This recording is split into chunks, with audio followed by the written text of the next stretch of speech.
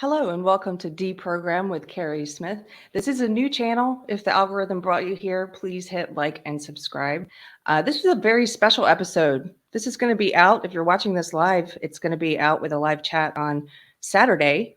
And it's a really special episode. I'm here with some parents from the Grapevine-Colleyville Independent School District in Texas. There's a lot of concerning stuff happening in that school district. And I've brought Mario Cordova and Rowan here today to talk with me about it. Hello, guys. Hey, Keri. Hey, Keri, glad to be here. So I just want to start. You guys sent me a packet, and it's got everything in it. It's all the issues and what people are calling like the hot button cultural issues. It seems like all of this is going on in your school district. You guys have divided it up into 3 sections. And so the first section is dealing with sort of targeting of conservative Christian parents in a way. Do one of you want to talk about that? There was a clip in here that you included that I think some people are familiar with because it went viral. Yeah, so everything here in this packet are things that we've kind of uncovered pretty much over the last year. So, but specifically, this is one of the more recent stories. This story probably would have gone national if it had been framed from a different angle. And what I mean by that is this teacher here, you know, she's well known. It's out there, Lisa Grimes. She did make herself famous here locally by saying in a rant that conservative Christians need to die. They need to get COVID and die. And, you know, the thing is, I mean, she was a 15-year tenured teacher in GCISD. She taught 8th grade English. And that's kind of the bottom line of it. But this is kind of just a toxic work environment that is pushing woke ideas. And so it didn't work out so good for her as a student. They'd end up getting her on camera at this, but that's kind of the story in a synopsis. Do you guys mind? I'm sure some people have not seen this video yet. Do you guys mind if we try and show it? I know that it's hard to hear, but I think do you mind if I put that on the screen? Oh, go right ahead. Now, she said this with an earshot of students as well. Yeah, that's correct. This was like an open hallway where there's, you know, faculty and students all in the area. And really, she just had no regard for it's almost like she was just comfortable enough to say whatever she wanted to without regarding whoever would be in earshot. Okay, I'm going to play this. I'm going to see my boyfriend.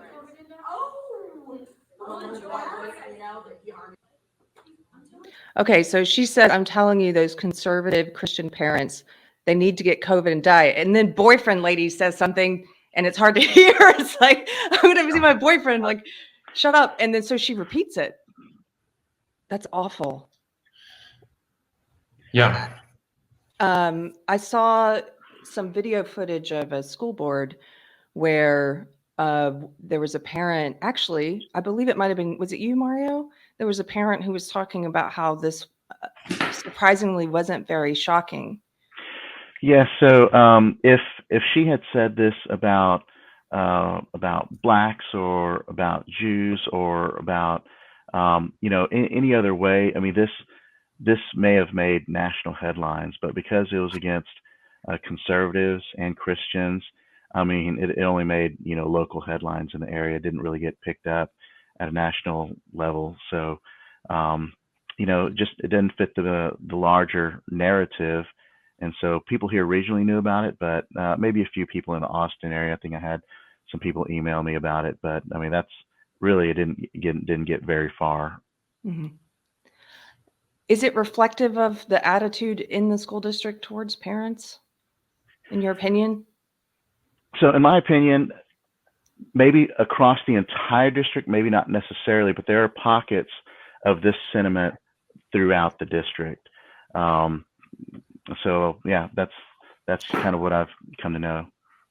Yeah, the fact that she is in the common space, speaking very publicly, this kind of idea, I mean, it just says that whoever may have heard her, she wasn't concerned. So pervasiveness is, undetermined just by the video alone, but you can certainly see that she's telling other people, other teachers, her ideas. Yeah, she's almost seems proud about it. Okay, I'm going to pull this packet back up. Let's see. Because I want to hit as much as we can. And I know I have a limited time with you guys, but let's just go through it and you can pick out for me some of the things that you think are most important. I really hope this video, for anybody who's in the Grapevine-Colleyville district and is not sure what they think about the candidates or the upcoming election. There is an election that starts on early voting starts on April 25th, and it goes through May 7th is election day. So I want to go through the things that you think are most important here for people to know. Yeah, Keri, and I'm also going to add that while this video, it's going to have a visual of the packet, this packet is going to be readily available for people to get access to so that they can read it themselves. And so, but I appreciate you highlighting a few things that we want to shed some light on. And this page here is a great place to start.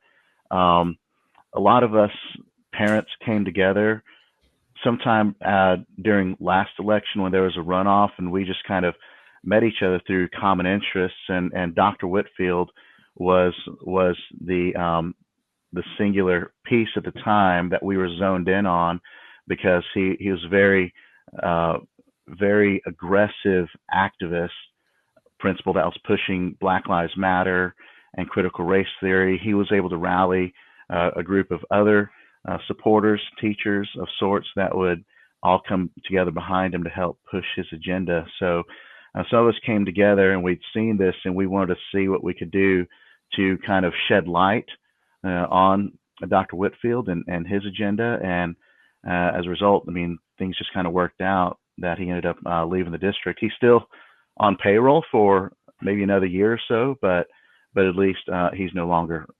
active on campus.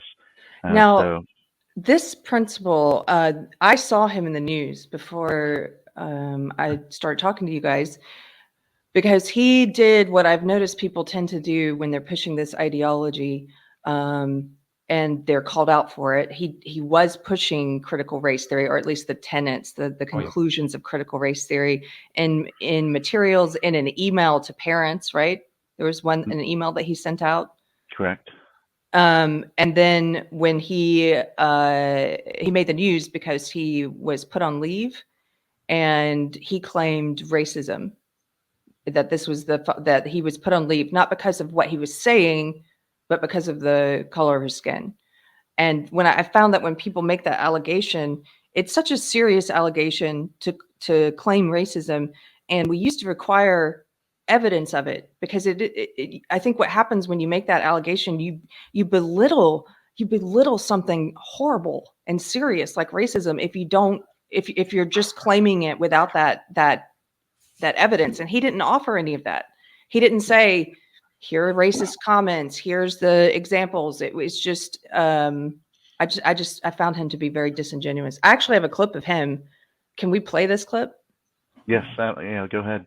These people want to limit that to a certain type of student. And if you listen to them, where a lot of this took off was at the July 26th board meeting. If you listen to their words that they had to say in open forum, they'll tell you exactly who they are about having school for. And that is if you are a white, Christian, straight person. Is that true? That's critical race theory. I mean, that's what he thinks, and unfortunately, we're well, I guess fortunately or unfortunately, since he's moved on, we've been able to kind of tackle this head on, shed some light on it, and now we've got momentum, behind, people understanding that critical race theory has been present in our district. But yeah, that is his take. After playing the race card and what he thinks that we think about the district. When I say is that true, I think I'm being facetious, because I don't see any parents in these, and I've watched quite a few of the clips now of parents in your district at these board meetings. I don't see any parents standing up there saying, we want education to be for white Christian students only. And that's so patently offensive to make that claim. And dangerous. I think it's dangerous to make that claim. Yeah, without and any evidence. it is dangerous. I mean, but they will play any card they can. I mean, I'm Hispanic, and I've been called racist, before, just after getting involved, with these other parents, towards trying to combat critical race theory and these things. I've been called racist, which is, it's just unbelievable. But Yeah. they will not hold back. They will not pull their punches. Yeah. So I don't know if you guys know a lot about my background, but it might be worth talking about just for if there's anybody new who's watching this, especially any parents who are trying to understand it. My background is I was a liberal, but I still consider myself a liberal. But what happened to me for 2 decades, for about 20 years after I went to Duke University, I first encountered a lot of this social justice stuff, and kind of got pulled into that belief system. And it's not a liberal belief system. It sells itself as one. It sells itself as something progressive. But it's really different if you dig down to the roots of what the basic tenets of belief are. And I'm bringing this up because the next 2 pieces in your packet deal with sexualizing children and with critical race theory. And at first glance, I think parents might wonder, like, how are these things connected? And the way that I describe it, having come out of that belief system, is it's like an umbrella. And underneath it, they have all these different categories of identity. And so they've got, I went in through the feminism door, the women door. They have the gay and lesbian door. They have the race door. They now have the fat door.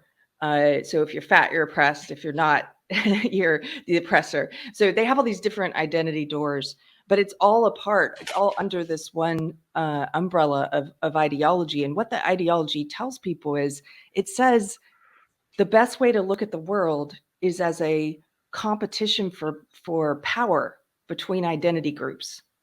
And it divides every identity group, much like Marxism did, into oppressor and oppressed. It divides them all into oppressor and oppressed. And it says we have to redistribute power so everything can become equal. And so what does that mean? That means we have to redistribute. We have to take power, take things from people who are in so-called oppressor groups and give it to people who are in oppressed groups. And this is the underlying beliefs that are pushing all of this out. It used to just be, I encountered it in, like I said, I first encountered it in college in the late 90s, but now it's in K through 12. It's even in Texas. Can you, before we get back to the slide, can you just tell me, when did you, because I'm always curious about how people first encountered this belief system. When did you guys first come in contact with it, if you wouldn't mind answering that? Like, what was the first concerning thing? Yeah, well, I'll take this one first because the whole Whitfield debacle is the kind of the catalyst for me in getting involved there. When I saw that, I started looking at, is GCISD, the Colleyville Grapevine District, a racist district, based on what he's saying? So I really had a kind of a tentative hold on what CRT was, but once I started looking to see if we were, what is critical race theory? What is he talking about, right? And applying his narrative to the district, and I learned that no, we're not. What he's saying is a critical race theory, and that it's a belief system that you talk about evidence, right? Just the fact that we are white is the evidence that we are racist, being that it's a belief system, and that we as white people have created this society for the benefit of ourselves. So that's really what I saw as critical race theory in the district. If he is saying that we are this way, he is a leader of a school, then it's all top down from there. So that's my direct evidence that started me looking into it. But then, of course, once you get into it, I mean, I know that we have, at least locally, brought so much evidence to the forefront. And Mario, if you want to jump in there and kind of detail some of the specific evidence, but I mean, when you see it at a top level, it's not just there, right? It's all throughout. Well, you touched the iceberg on the CRT issue, and then you saw all this other stuff.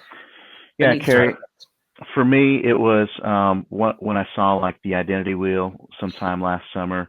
My kids, are brown, and then they're white, so they're going to fit into two categories. Are they the oppressor and the oppressed? I mean, which side are they going to more side with? Is I've got one that's darker than some of the others, so is he going to be the oppressed, and the other brothers are going to be the oppressors? I mean, my kids are being divided just based on their color, just because one or two might be darker than the others. So to me, that started to hit home in our household, and immediately I knew, from seeing the Whitfield trainings that he brought to the teachers that we'd seen in the past.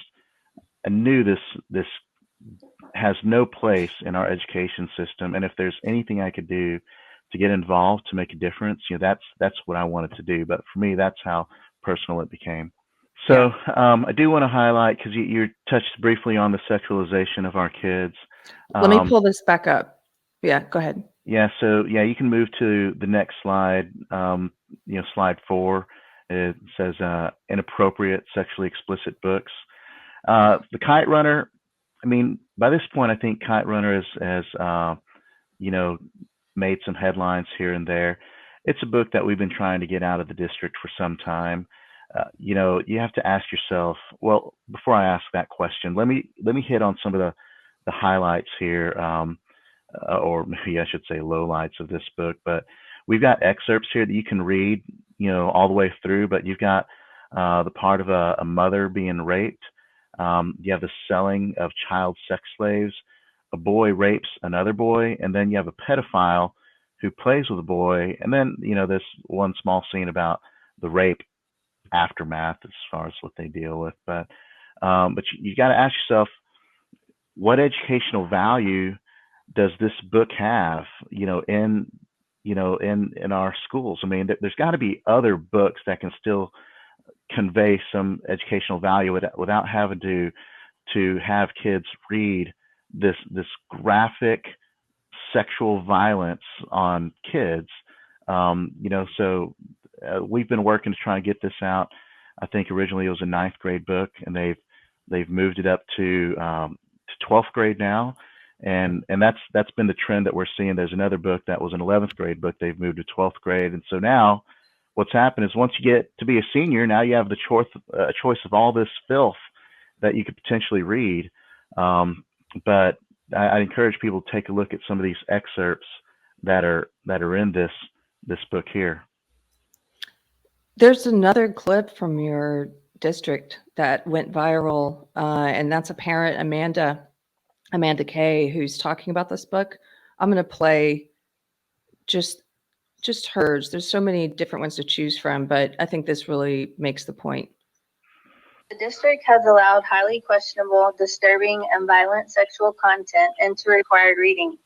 The book, titled Kite Runner, with a central theme of rape and violence, is currently being required for 9th grade English class to read right now. The central act of the novel is about this scene. Asaf knelt behind Hassan, put his hands on Hassan's hips, and lifted his bare buttocks. He kept one hand on Hassan's back and undid his own belt buckle with his free hand. He unzipped his jeans, dropped his underwear. He positioned himself behind Hassan. Excuse me, ma'am. Yes.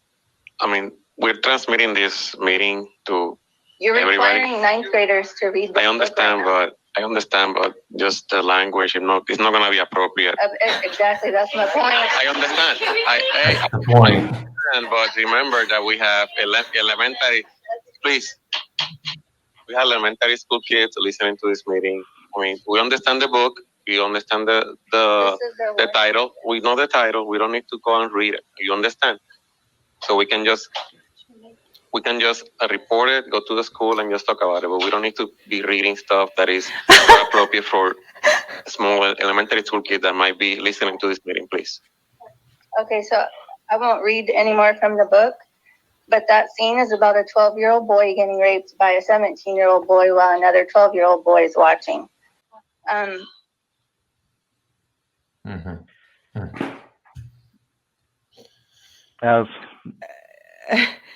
Yeah, you get it too. I mean, you have to laugh. He makes the point for her. This is inappropriate. This is inappropriate. And then I love the fact that he says, we know the title. We don't need to go and read it in a meeting. In a meeting about determining if kids should be reading it. It's, yeah. Yeah. So, and people get hung up on, are you guys, into book banning?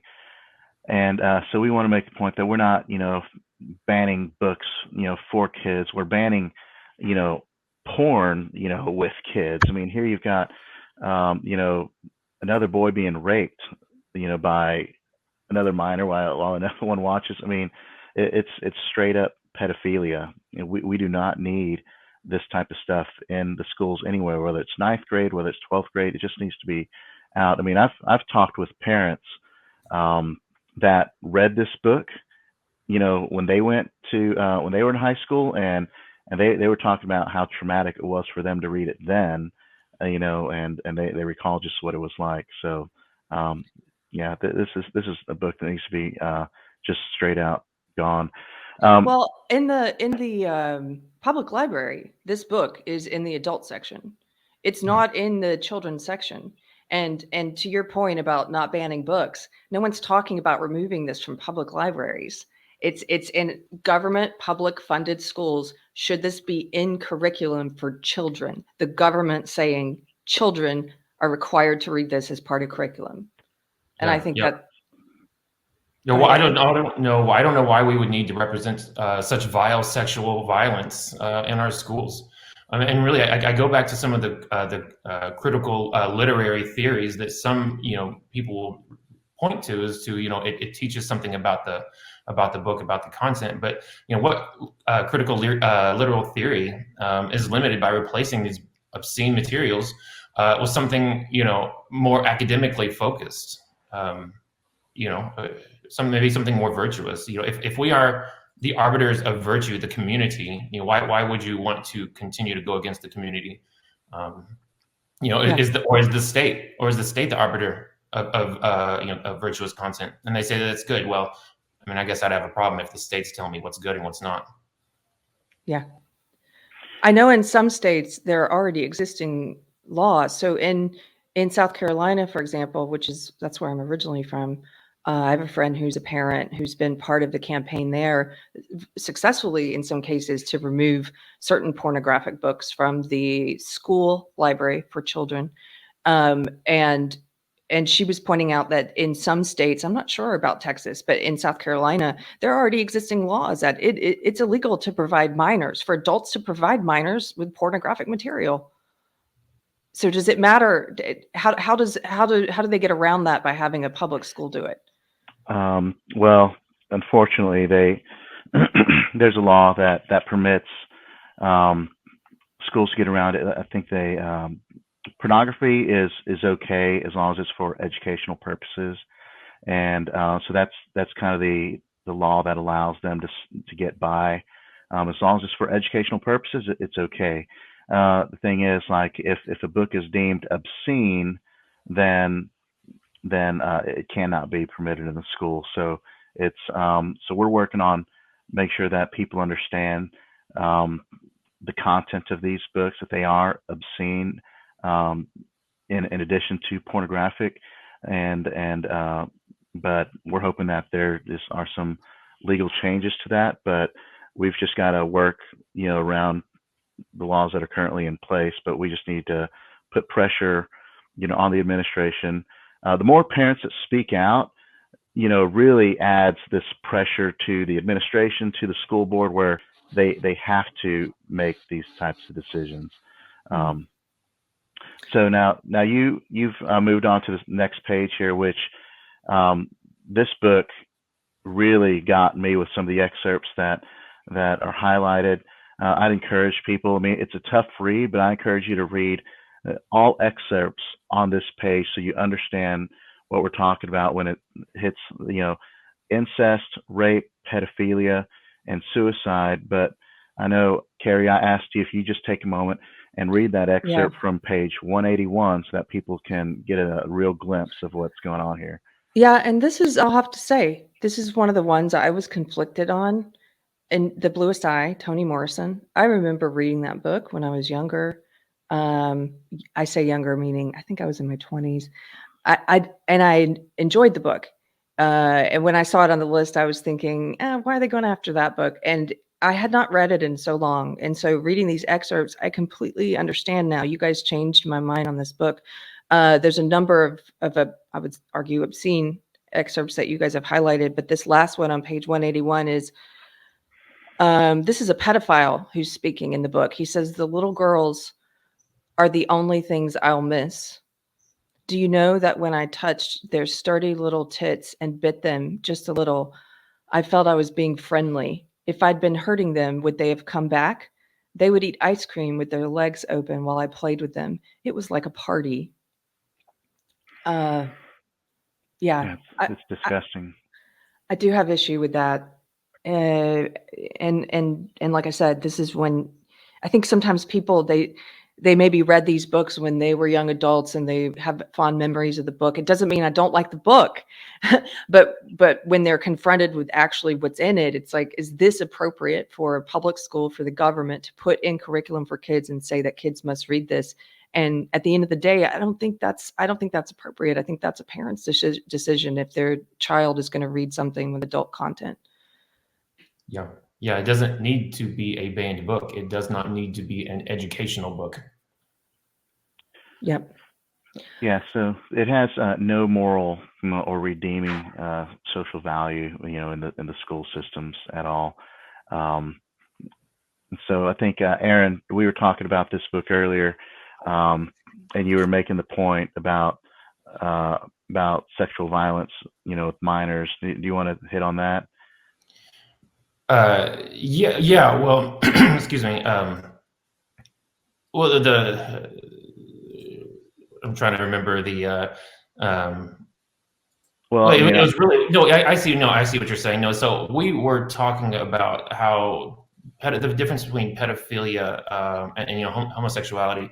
LGBTQ, that movement. And LGBTQ movement is really a label applied to sexual attraction between same genders, right? We're not talking about that here, but pedophilia here and what you're seeing here, it's a label not applied to gender but age. It has nothing to do with gender, and the sexual violence that's perpetrated by pedophiles on their victims is just devastating. So we're talking about sexual violence, pedophilia. It's just not something that is. Why would we need to represent that sexual violence in our schools? I don't know. And I think that's, Mario, kind of what we're looking at here.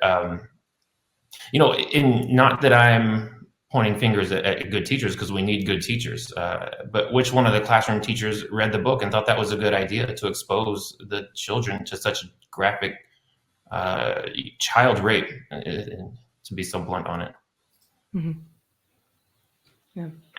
You guys have another section of this packet. So you talk about the sexualization that's happening, about how ironic it is that these books are deemed inappropriate to read in school board meetings with adults, but they're somehow appropriate for our kids to read out loud, to have to write papers on.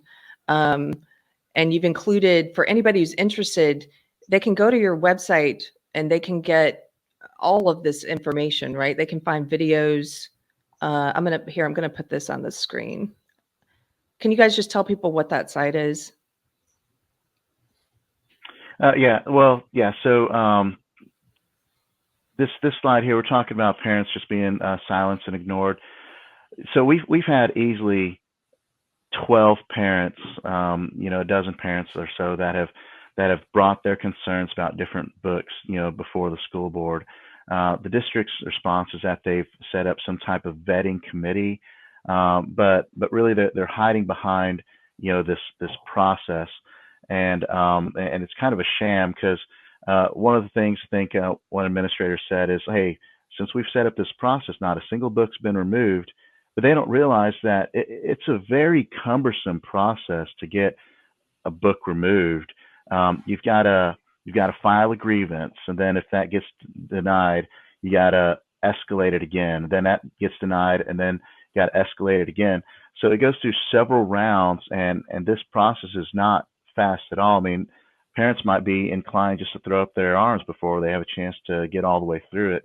But they have created a process. It's just cumbersome. It's slow, and it's a different process for library books versus in classroom material. So and you could end up being confused as to which one I'm supposed to pursue, to get this book out, and so it's just kind of a sham. So if they go to your website, they can get information on how to push back if they want to on this issue. Is that right? Yes, they can. It's just it's still a process that we're trying to familiarize ourselves with. I'll say it's a little bit fluid. I've had, just as recently as last week, an administrator reach out to me to talk about this process. So we're starting to get clarity, but it's still a slow process. But reach out to us. I would say if you have concerns, you can email us at gcisdparents@gmail.com, and we can talk to you about it. Because the district requires parents to read the full book, start to finish, before they can take the first step. And so if you just heard a little excerpt from it, then that's not credible enough for them to consider. But get in contact with us, and then we can tell you what it's like. And the more parents we have, raising these issues, we'll create some momentum. Or even, like we mentioned, coming to the school board, they do not like hearing from these parents and talking to the school board, because then they have to address it in their meetings, and it causes them some homework on the back end. And though I will say, though, that because we brought this up, because we were pushing them, there has been movement. You heard earlier where the books were moved up from 9th and 11th grade to the higher grades. Though that's because of parents seeing something and saying something. It's working. If you're thinking you don't matter, you do matter, right? Your opinion matters, your voice matters. Being involved in your child's education is what will make those incremental steps become giant leaps, right? This is where we need to be. Yeah. Okay, I'm going to move through this slide because I want to get to the third part. You've also got a section here on, before we get to the third part, books promoting sexuality for minors. And so these are different kinds of books. These are for younger kids. Do you want to talk about these, or we want to go to the CRT stuff? Yeah, let me just touch on it briefly. So this book here, Drama, this is a visual book. It's a graphic novel of homosexuality, and this is one of the top rated books there at Heritage Middle School. And so Beyond Magenta is it's the book lower on that page. You can read about a transgender child, and how he talks about his experience having oral sex with boys, and also girls and things. And they want to create a safe space to talk about all these things. But you got to remember, when you create a safe space for one group, that creates a dangerous space for another group that doesn't want to be exposed to this sexuality talk and gender identity in school. So that's the danger when you're trying to open this up to make it safe, is that you're putting another group at risk here. Yes. I would also add just to that part, and this excerpt here from Beyond Magenta, also inappropriate for middle schoolers. He's talking about pedophiles touching themselves while talking to him, and it's just not appropriate for high schoolers or middle schoolers. And this is being given to kids who are younger than the age group we were talking about before. So yeah, and let me just say this: there's something that we came across just a couple of nights ago that got shared with us. It was a 6th and 8th grade survey, and it's where it specifically asks the kids, have you had sexual intercourse? And then secondly, it asks them, have you been involved in sexting? And you got to ask, why does the district need to know this of middle schoolers. You know, and it, I mean, it's, anyways, just has you wondering, and we're exploring that, you know, that right now as to, you know, what the context is, but it is a survey that went out to 6th and 8th graders. What they're doing is they're introducing things that affect a small percentage of students. They're introducing it to all students. And that's very similar to how they're introducing transgenderism as well. So transgenderism, historically, it's been a fraction of 1% of the population has had to struggle with trans issues of feeling gender dysphoria as if they're born in the wrong body. What they're doing now is they're introducing that topic to children as young as kindergarten and saying, hey, this is something all people need to grapple with and figure out. Like, were you born in the wrong body or not? And we've seen a 1,000% increase in the number of kids who are now claiming to be trans or to have some type of gender dysphoria or issue with their bodies. And it almost reminds me of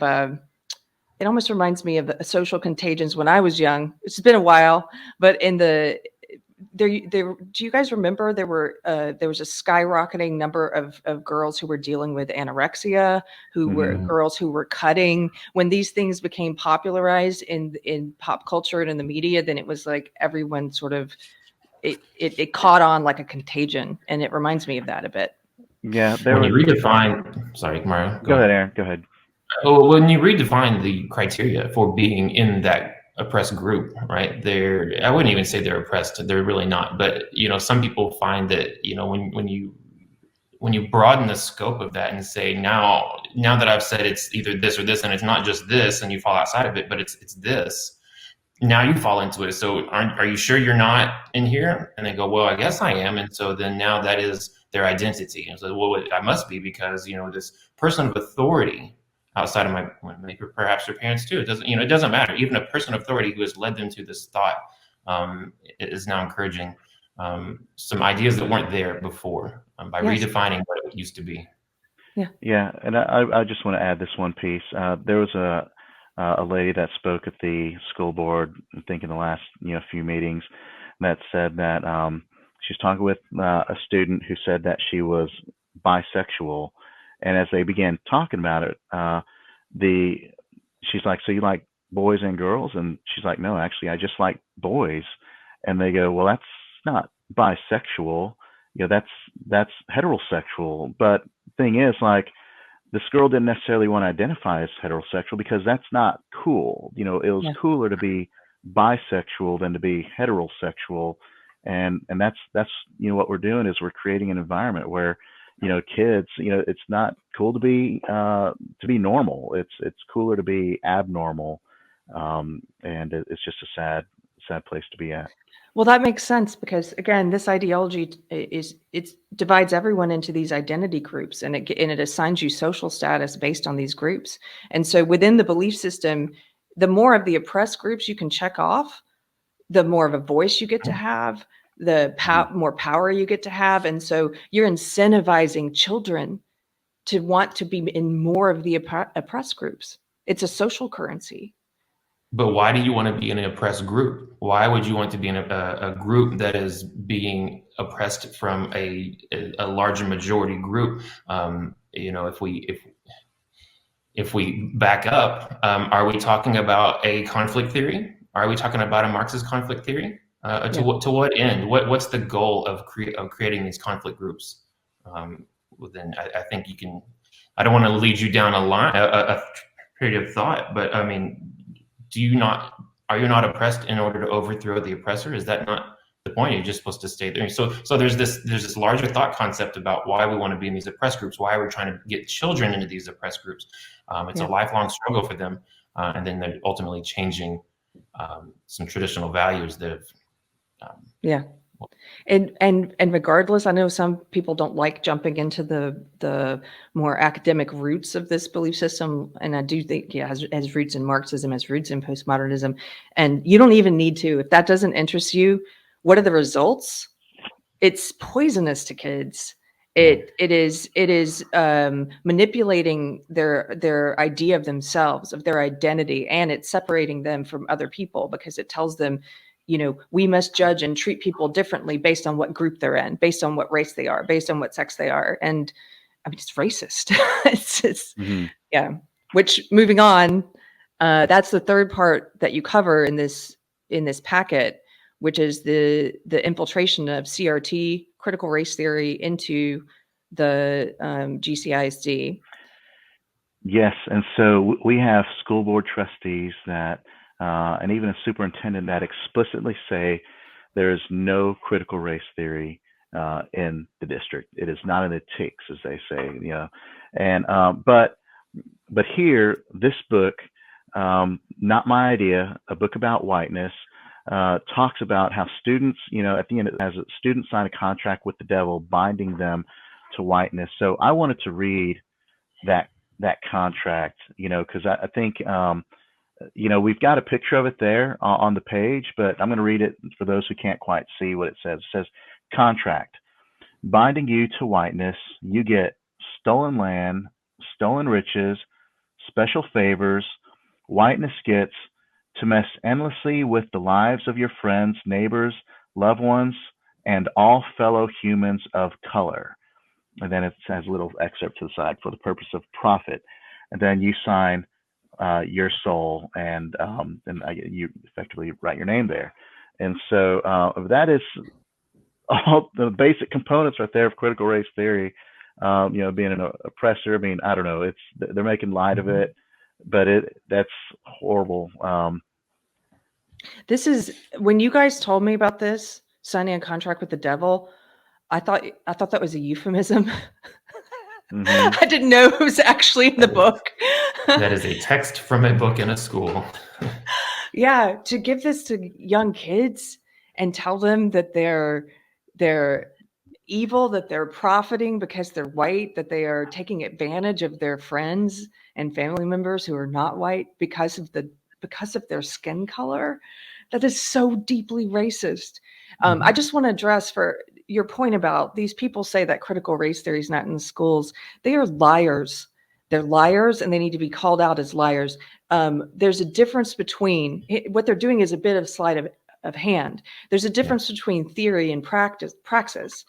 They're not teaching critical race theory as a theory. They're not sitting down with third graders and saying, this is critical race theory. Let me tell you what the tenets of it are. What they're doing is worse than that. They're not teaching it as a theory. They're doing praxis. They're implementing the conclusions of the theory in the classroom. Applied. And applying it. They're applying the theory in the classroom. That's so much worse, because now you're telling kids, hey, we need to look at people first and foremost as a group member of what race they are, and then judge and treat them differently based on that. And we're going to assign all these negative things to you if you happen to be of this race. It's deeply racist. Intersectionality is really how it's applied, by putting these people into groups and thinking in terms of power and dynamics and people's positions relative to that of their identity, for identity politics, identity purposes. It's all. So that's what if someone says you can't know if it was reasonable or fair or good or bad without knowing their racial position first, or their oppressor group first, right? So you have no voice if you're in oppressor group X. But if you say the same thing and you're in a oppressed group Y, then that's okay. And critical theory, by definition, has to be put into social application. I mean, there's no other scholarly theory that has an activist element like CRT does. It has to be by its definition put into practice. Yeah. Mario, do you want me to go back to the packet, or do you have something to add on that? Oh, no. I mean, we can go back to the packet. I was actually just gonna, highlight the other book that was that's available in all middle schools. That first one is just at Timberline Elementary, but stamped for kids is the kids version of the adult version of the book, by Jason Reynolds and Ibram X. Kendi, who talks about how to be an anti-racist, how to be an activist, and it's got everything. Systemic racism replaces equality with the word equity. And as we were talking, I guess earlier this week, you're you're familiar with the works of Kendi and his thoughts. Oh yes. So he's one of the people who push CRT who I kind of so I don't want to go too far down this rabbit hole, but having been in this belief system for 2 decades, it functions a lot like a cult. It does. We don't think of it as a cult because there's no charismatic leader. That's the one qualification it doesn't match. But I challenge anyone to go look up a checklist of cult characteristics, and it matches almost all of the others. And one of those things is that it discourages people from reading anything or investigating anything that's not approved cult literature. It encourages people to cut off contact with family members who are not part of the ideology. You're shamed for asking questions, for questioning the belief system.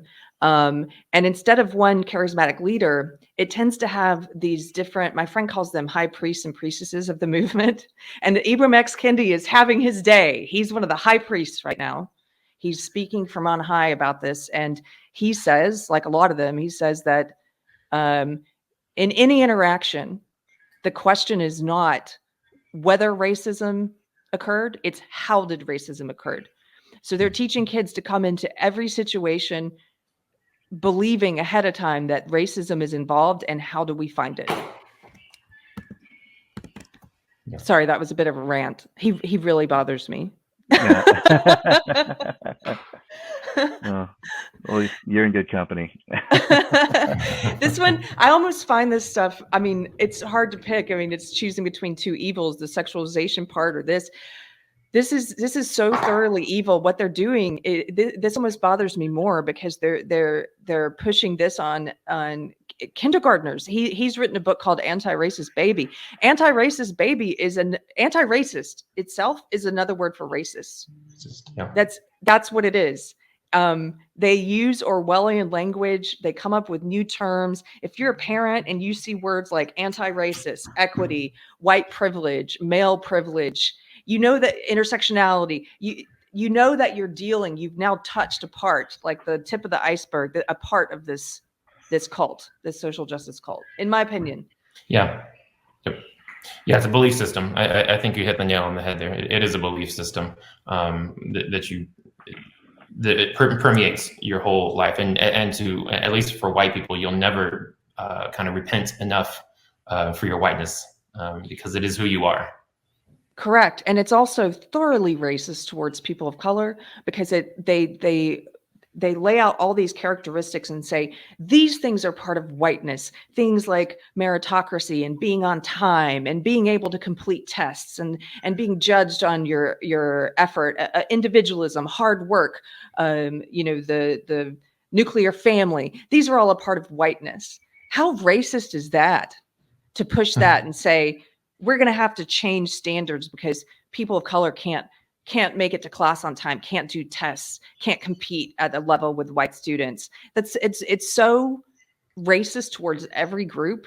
And to put this poison into children's heads and to tell them at a young age, one of the things they get right in this ideology is I've seen them say, children are not born racist. They are taught to be racist. They are teaching kids to be racist. They are teaching them to judge and treat people differently on the basis of what race they are. Sorry, point. I'm done with my rant. No, you're fine. So if we move to the next slide, okay.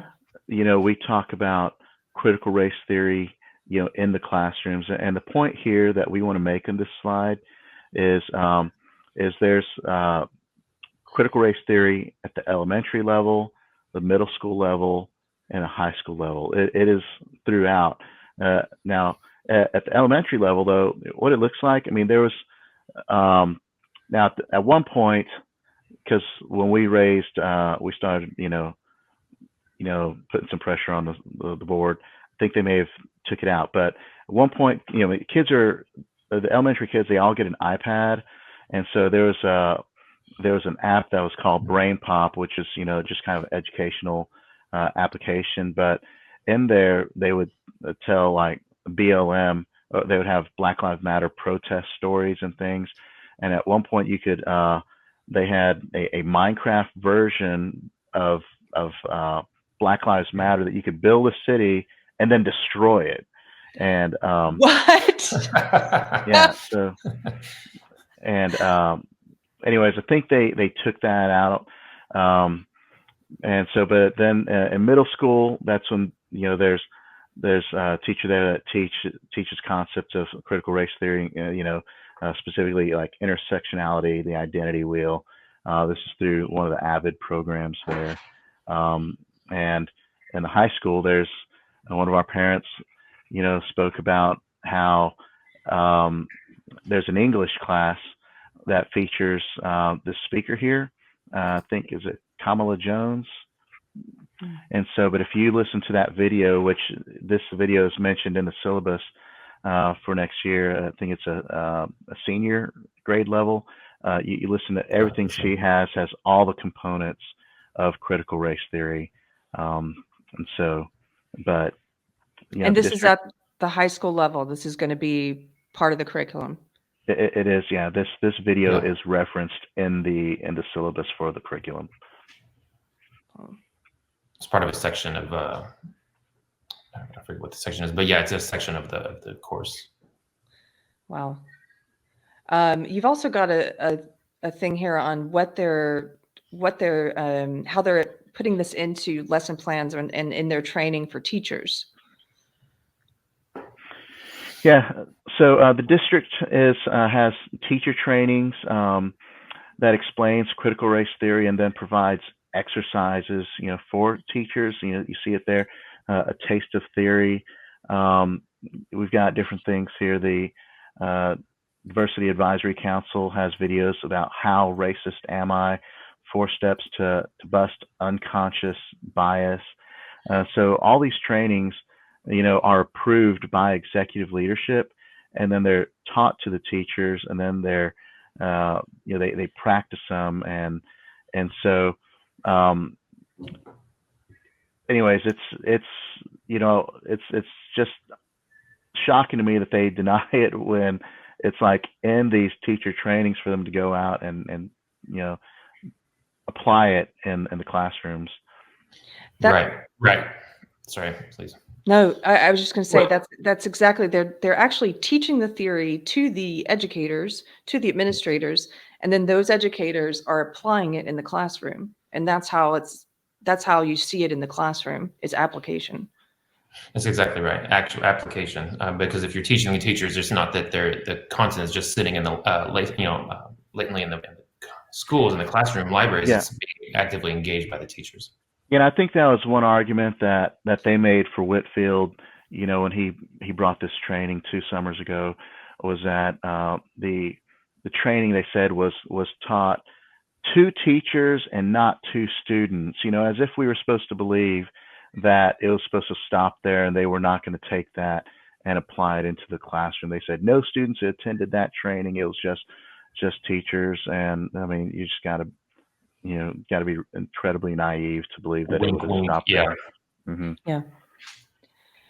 They would not tolerate this if it were a theory like creationism being taught to teachers and teacher trainings, and then teachers seeding that in all of their classes, that belief system. I think that parallel is important because a lot of people, no matter if they have religious beliefs or not, that people seem to be in agreement that it's not the role of government tax-funded schools to push a belief system in the classroom, that the classroom is not for moral instruction, it's for academic instruction. And so this is a belief system. They're doing moral instruction, their version of morality, which is, I would argue, is racist and sexist, and they're experimenting on children in this way, with instilling them with these beliefs. Yeah, I mean, the basic concept is not a new concept. You know, the way we were talking about earlier, and the racism. The Marxism. I mean, that's not it's a what is it, now going back 100 years, 50 years, 100 years, to kind of getting these ideas mainstream. And so we're kind of seeing this down now to our children. Where do we stop? Yeah. What else did you guys want to touch on in this packet, or do you want to talk now about like what it is you're asking of parents or anyone who's concerned? Yeah, I mean, yeah, I can. So obviously, we've touched on the components of this packet. The crusade against conservatives and GCISD, sexually explicit and reading materials, the grooming of our kids here, and then we talked about critical race theory. So the ways that you can help is first foremost, early voting starts April 25th. Vote for the candidates who will protect the kids. Those candidates are Tammy Nakamura and Kathy Florence-Spradley. Those are the two candidates that we need to get over the line so that we can we have a better take to control what is going on here. Woke ideology is destroying public education. So if parents are looking at what else they can do, attend the board meetings, participate, with the schools, volunteer to be on the advisory committees. Come join us, GCISD parents. We are a very grassroots group that, we all had a common interest last summer by getting together. I met another parent who invited me to another parent's home, and as I was there, I was just, we all had common interests, and then word just kind of spread. We started inviting more parents, and so really it's just parents who just wanted to stand up for their kids, to protect their kids, to make sure they've got a teaching environment that we know is safe for the kids. And so, but if you're looking for ways to get involved, email us at gcisdparents@gmail.com. Donate to Tammy and Kathy's, campaigns right now. And if you have any questions, please email us there. You can get in contact with me. I'll be happy to talk with anybody about this, and I'm sure Aaron feels the same way. And Yeah. Aaron, whatever you want to add. Well, I would say that be involved. If you see something, say something. That comes from both sides of the non-political aisle of the GCISD board. With GCI, the Board of Trustees is not a Republican Democrat board. But it is if you see something, say something. The reason why we want to be involved is because there are voices out there that need to be heard. If you think you're alone in what you're feeling, or if it just doesn't even feel right, there are people that are probably thinking the same way you are. And so the more we get our voice out there, the more we know that there are other people like us, and then we can affect change in a positive way. We've already seen little steps here in the district, but there's more to go. But yeah, on the tenets that Mario already spoke of, about what we really fight for, let's kind of join together and make a difference in the community. I wanted to highlight something you said about this destroying woke ideology, or as I call it a lot, social justice ideology. It is destroying our school system, and you guys can see hard evidence of that in the test scores in your district, can't you? Or am I not supposed to talk about this? No, you're right. So I mean, that's just a whole, like, we could have added like a whole nother section here to get into the academic aspect of all of this. And so, but yeah, you're right. The school system has gone so far to focus on social issues that academics have just gone through the floor. So if you look at the way academics have, over the last 10 years, the GCISD was regarded as an elite school district, but now we rank like in the 400s, whereas before we were like maybe in the hundreds, somewhere around there. Now we're in the 400s out of maybe 1,600 public high schools in Texas. So, but you're right. There's too much emphasis on some of the social, emotional learning and not enough on academics. Yeah. And this trend started before COVID, before the lockdowns. Yeah, this has been, going on for some number of years now. So we're trying to right the ship. Yeah. I'm so impressed with what you guys are doing. You're just a group of parents who came together, as you said, a grassroots group who we have to take this, into our own hands. And personally, I've gotten to the point where I don't know, this is just me. I don't know if national elections matter that much in the grand scheme of things, but I truly believe that these local elections, this is where you can do the most change. And this is where people need to be focusing their attention, is on the city council races and the school board elections. And so I just want to thank you for being a Texan, that you're standing up for kids and protecting their education and standards of academic excellence, for children. So thank you for what you're doing. Thank you for speaking out. Yeah. Well, thank you, Keri, for taking the time to, talk with us about this so that we can make people aware, what's going on. So we appreciate you giving us a voice here. Yeah, everyone, I'd say go to GCISDparents.com. We're going to put the link in the description. They have a whole wealth of information. We couldn't even cover all of it in this. They have video clips. They have the packet, which we went through today, and you can get background info. You can ask them questions. And a special appeal to any liberals that this may be sent to. This is not a liberal and conservative issue. Don't let people trick you and fool you into thinking that, because I'm a liberal. If you're not familiar with my channel, I talk to other liberals all the time. What we oppose social justice, we oppose woke, because it's not liberal. Teaching kids to judge and treat one another differently on the basis of race, to come into contact with people and immediately filter who they are through this lens of like what identity group they're in, that is not liberal. And so I'd say if you're a liberal parent who's watching this and you're maybe on the fence about what you think about it, you don't have to feel like this is a right-left thing. It's not. It's not. I think are you for racism in the schools? Are you for indoctrination of children and sexualization of children, or are you against it? And there's a lot of us, liberals and conservatives both, who are standing against this and speaking against it. So that's my appeal. So anyway. Thank you, guys. All right. Thank you, Keri. Any final thoughts? I think I've already said my piece, unless Aaron has anything else to share. No, you put a bow on it with your last statement, Keri. Appreciate your time with us today and helping us get our word out there. Okay. Well, thank you guys very much. Again, the election, the voting starts on April 25th and runs through May 7th. Thank you, guys. All right. Thank you. Thank you.